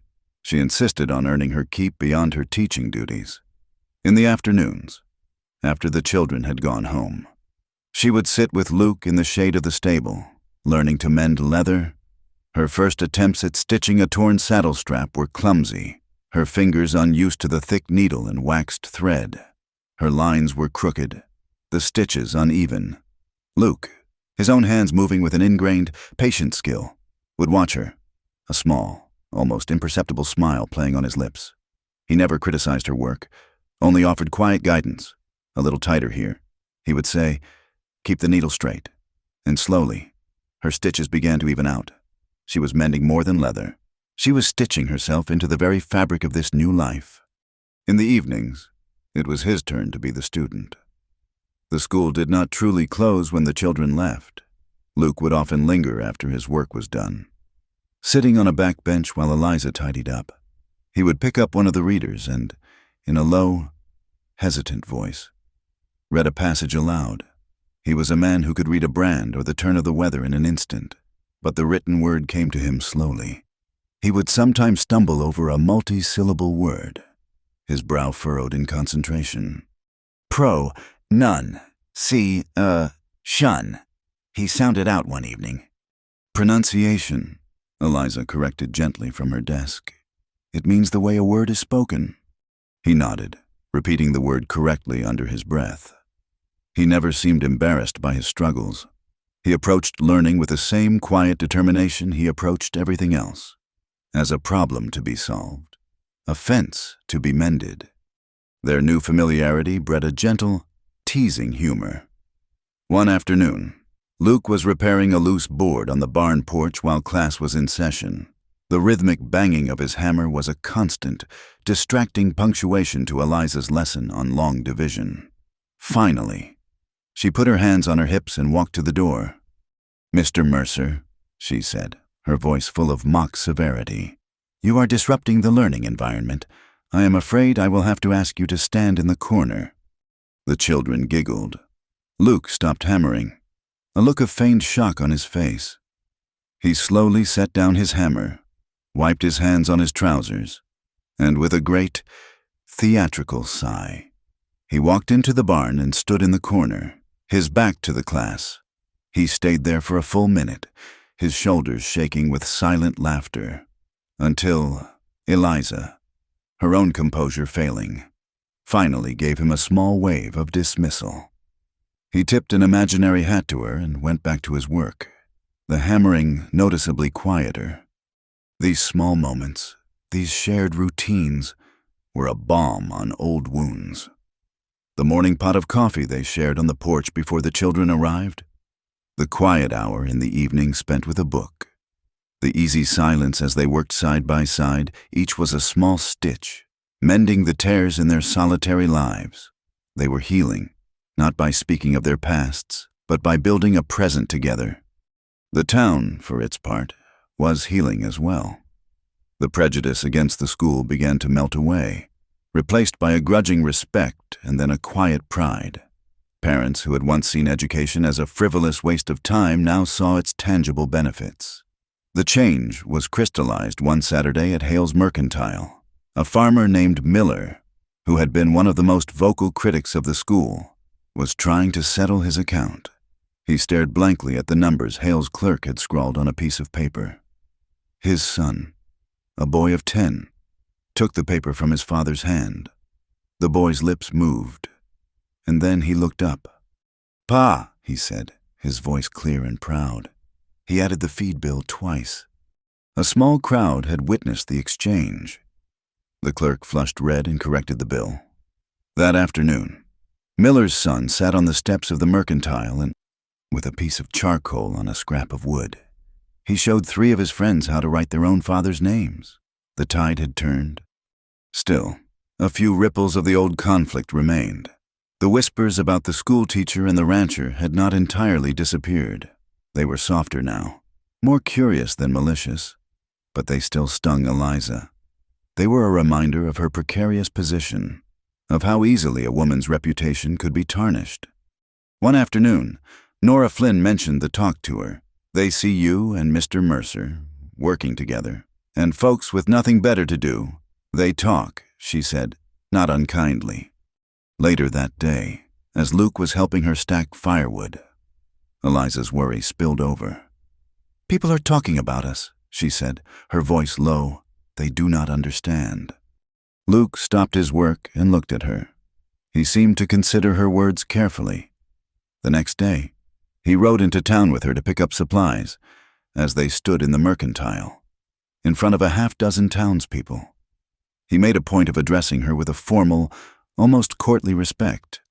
When another customer made a sly remark about their arrangement, Luke turned to him.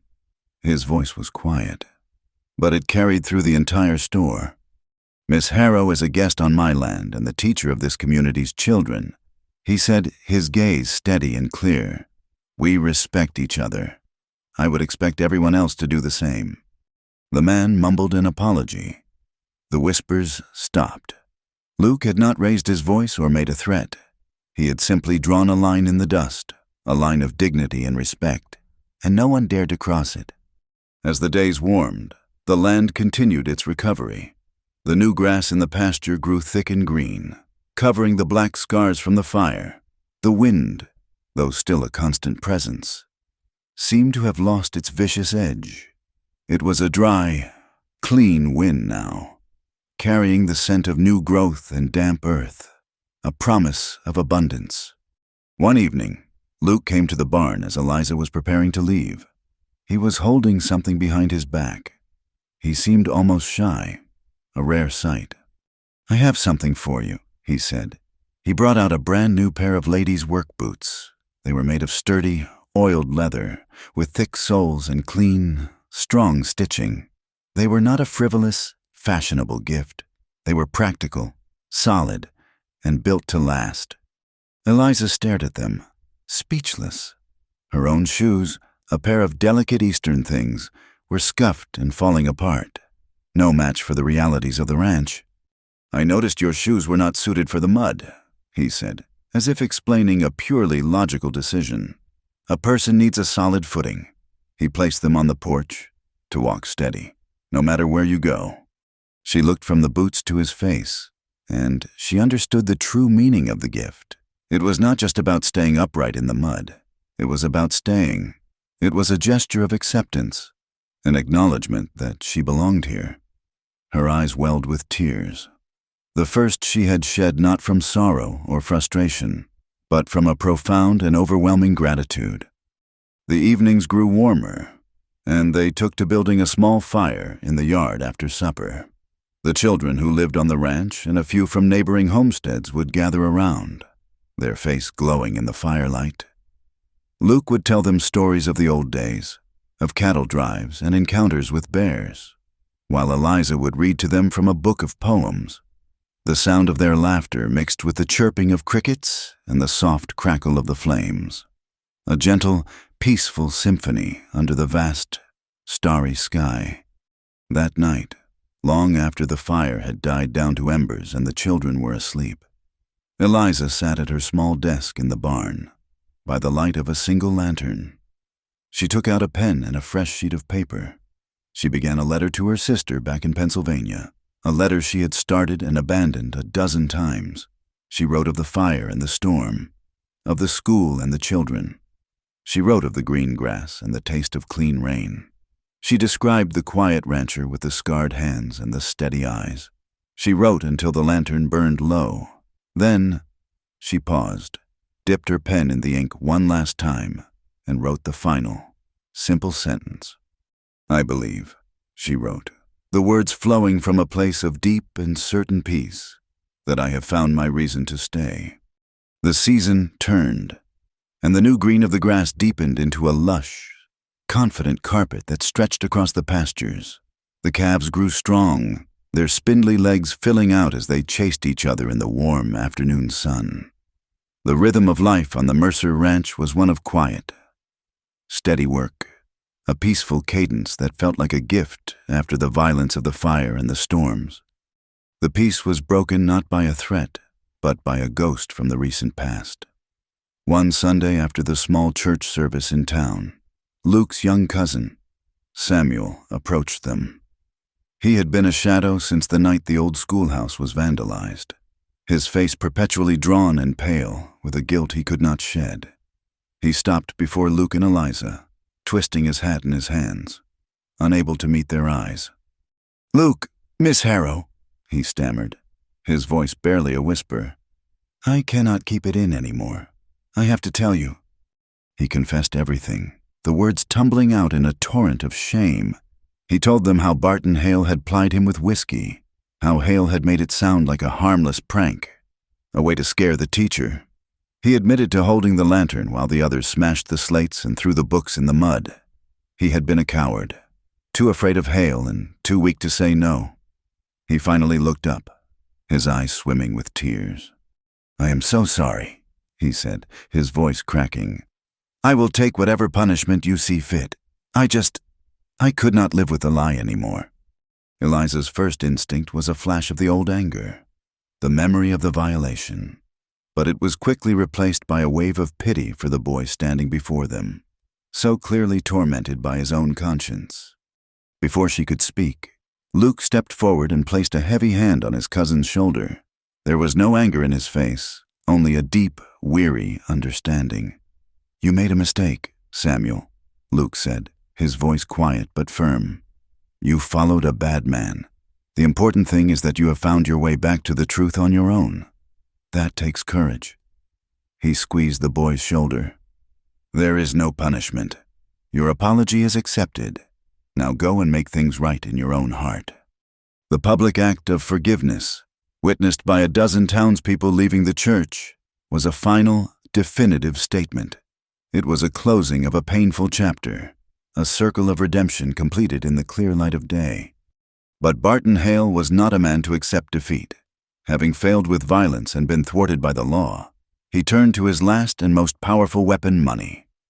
2 days after Samuel's confession, a registered letter arrived from the territorial capital. It was a notice of debt transfer. Hale had quietly, through a series of agents, bought the outstanding mortgage on the Mercer Ranch. The loan, which Luke's father had taken out years before, was now due in full. The letter gave him 30 days to pay the entire amount, an impossible sum, or face foreclosure. The paper felt like a block of ice in Luke's hand. This was not an attack on a pasture or a schoolhouse. This was an attack on his name, on his father's legacy, on the very ground beneath his feet. He had fought rustlers and fires and drought, but he did not know how to fight a number on a piece of paper. For the first time, Eliza saw a flicker of true despair in his eyes. When the news spread, a somber mood settled over the town. Hale's move was legal, untouchable, and utterly ruthless. It felt like a betrayal not just of Luke, but of the entire community that had rallied around the ranch. It was Nora Flynn who refused to let the despair take root. That evening, she called a meeting in her small eatery. It was packed with farmers, ranch hands, old Ben, and Eliza. "We are not going to let him do this," Nora declared, her hands planted firmly on her hips. "Luke Mercer and that school stood for us. Now we stand for them. We will have a fundraiser, a town auction. We will sell what we have. We will give what we can. It may not be enough to pay the whole debt, but we will show Barton Hale what this community is made of." The idea took hold like a prairie fire. The next 2 weeks were a flurry of activity.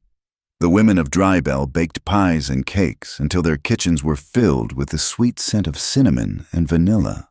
Farmers brought in their best preserves, their fattest chickens, and quilts that had been in their families for generations.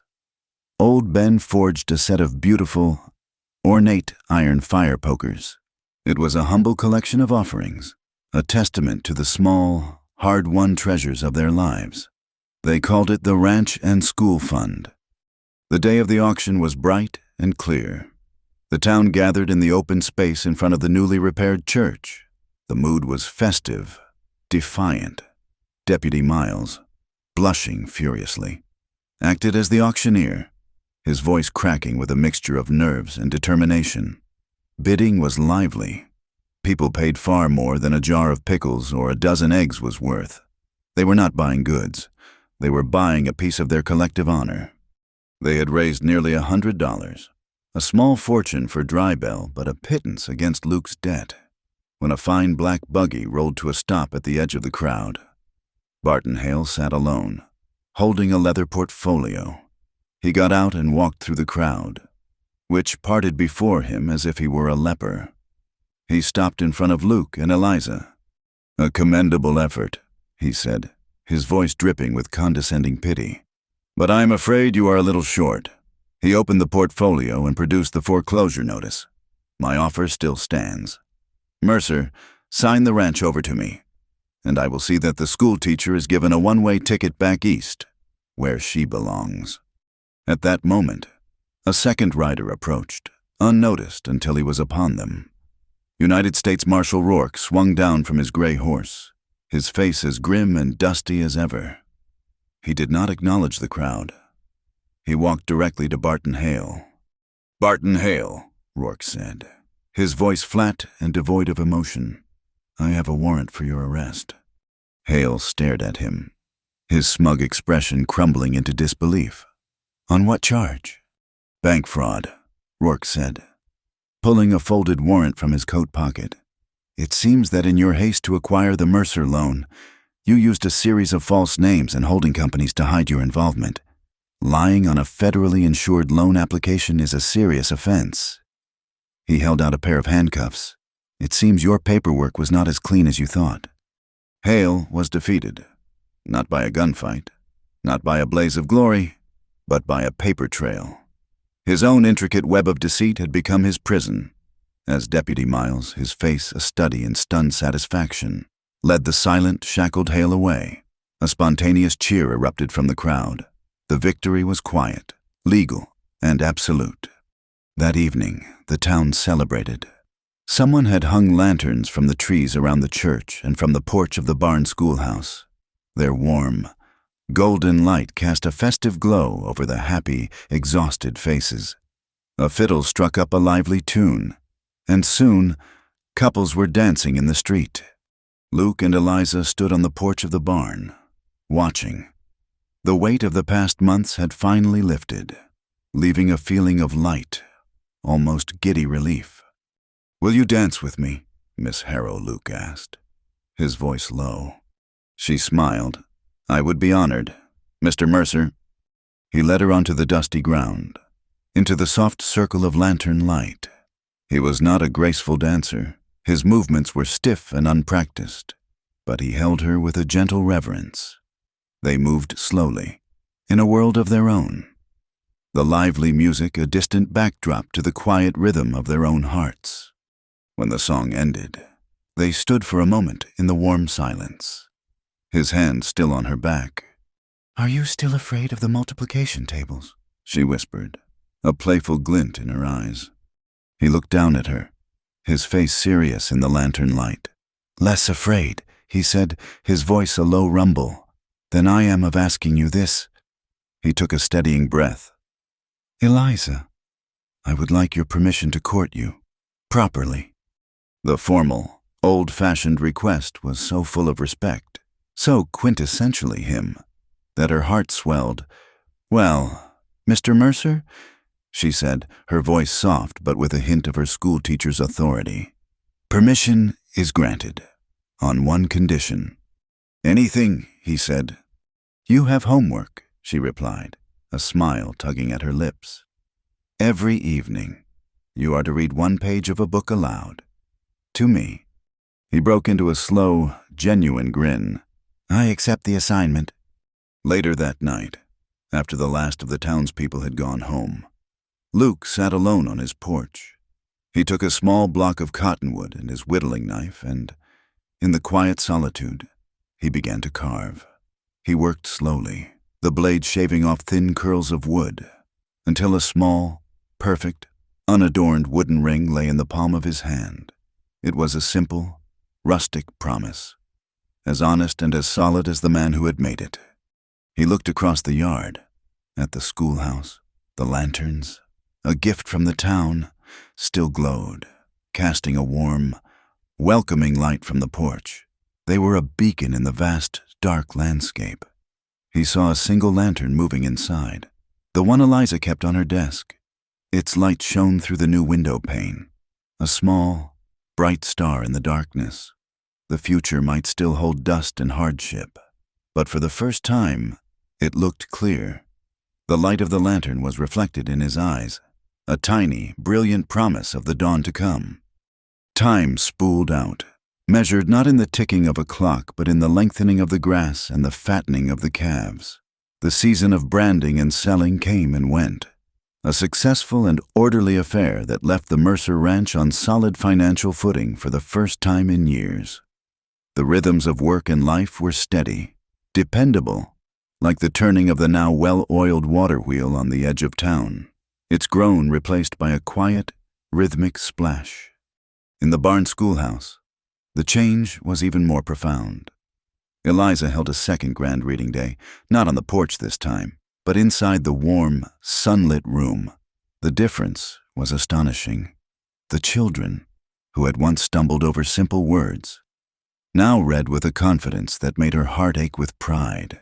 Caleb, the boy who had seen the school as a series of unsolvable problems, stood before the small crowd of parents and read a full page from a book on geography, his voice clear and unwavering, naming far-off cities and rivers as if he had seen them with his own eyes. The letters, which had once been a foreign and hostile language, now stood straight and tall for all of them. Luke saw this, and he knew the time had come.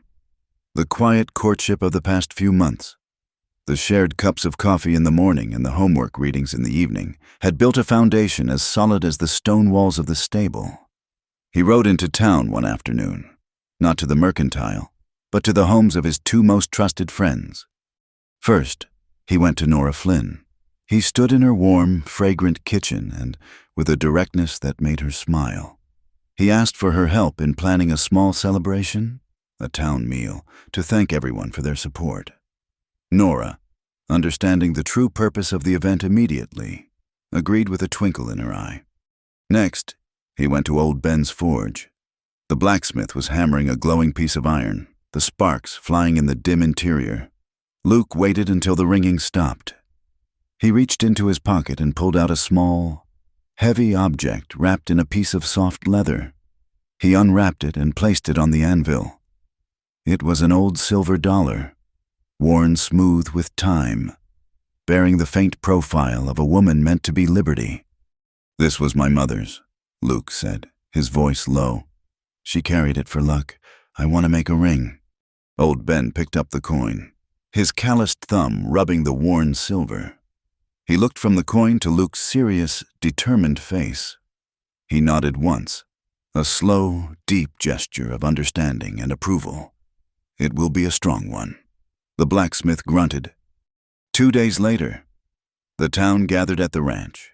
Nora and the other women had laid out long trestle tables laden with food-roasted chickens, bowls of beans, fresh bread, and a dozen different pies. The air was filled with the sound of laughter and the happy shouts of children. In the middle of the meal, Luke stood up. He did not tap a glass for attention. He simply stood, and a quiet fell over the tables as all eyes turned to him. He looked at Eliza, who was sitting beside him, a questioning smile on her face. "If you will all excuse us for a moment," he said to the crowd. He held out his hand to Eliza. "Will you walk with me?" Confused but curious, she took his hand. He led her away from the celebration, across the yard, until they were standing directly beneath the old school bell in its steeple on the barn roof. The entire town watched them, a silent, expectant audience. He turned to face her, still holding her hand. He did not have a long speech prepared. His words were as lean and as true as he was. "Eliza," he began, his voice a low, steady rumble that was for her alone, yet carried in the still afternoon air. "I have spent most of my life fighting this land, fighting the drought, the rustlers, the wind."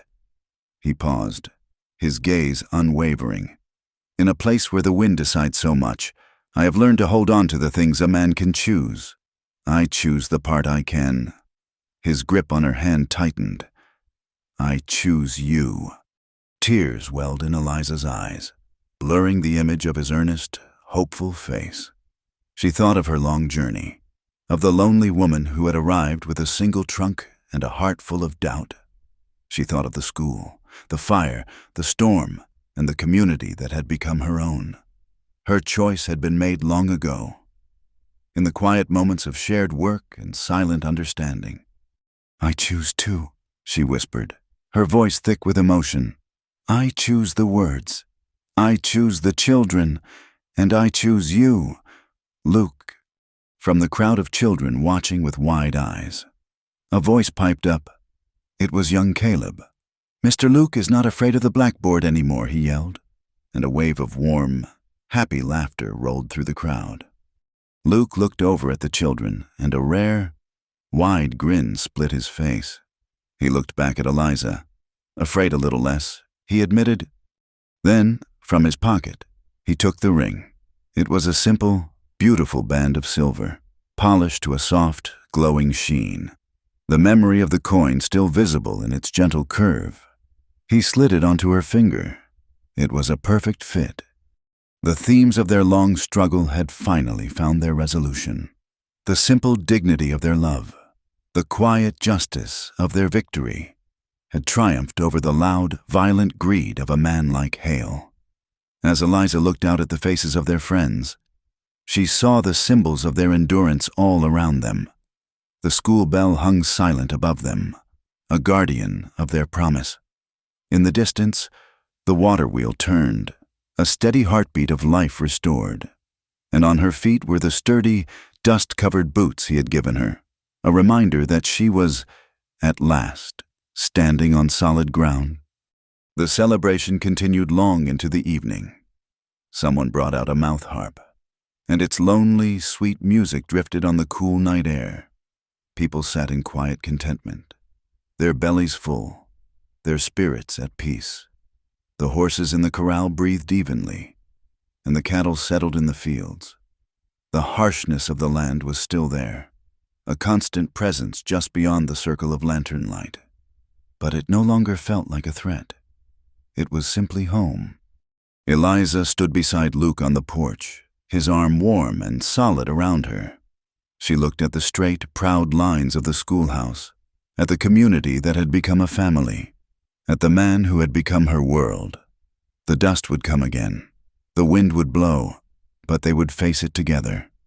Tomorrow might still bring dust, but today, the letters stood straight, and so did the heart.